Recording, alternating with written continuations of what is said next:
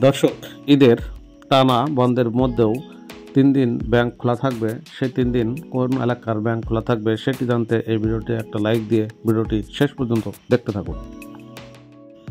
ঈদুল আজহা উপলক্ষে আগামী ৫ জুন থেকে ১৪ জুন টানা ১০ দিন ছুটি থাকবে। এ সময় বন্ধ থাকবে ব্যাংকও। তবে সরকারি ছুটির মধ্যেও পোশাক কারখানা সংশ্লিষ্ট এলাকায় ব্যাংকের কিছু শাখা খোলা থাকবে। এগুলো হলো ঢাকা, মোহাম্মদনগর, আশুলিয়া, টঙ্গী, গাজীপুর, সাভার, ভালুকা, নারায়ণগঞ্জ ও চট্টগ্রাম অবস্থিত পোশাক শিল্প সংশ্লিষ্ট ব্যাংকের শাখাগুলো। এইসব শাখা ৫ জুন খোলা হবে। এছাড়াও ঈদের পর সরকারি ছুটির মধ্যে সীমিত পরিসরে ১১ ও ১২ জুন ব্যাংক খোলা থাকবে।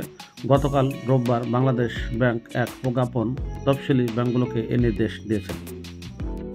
এতে বলা হয়েছে, আসন্ন ঈদুল আজহার আগে তৈরি পোশাক শিল্পের বিভিন্ন সংশ্লিষ্ট রপ্তানি কর্তৃক রপ্তানি বিল বিক্রয় ও শিল্পে কর্মরত শ্রমিকদের কর্মচারীদের বেতন ভাতা, বোনাস, অন্যান্য ভাতা পরিশোধের সুবিধার্থে কিছু ব্যাংকের শাখা সীমিত পরিসরে ওই এলাকায় খোলা রাখার জন্য সংশ্লিষ্ট বাংলাদেশ ব্যাংক নির্দেশনা প্রদান করেছেন।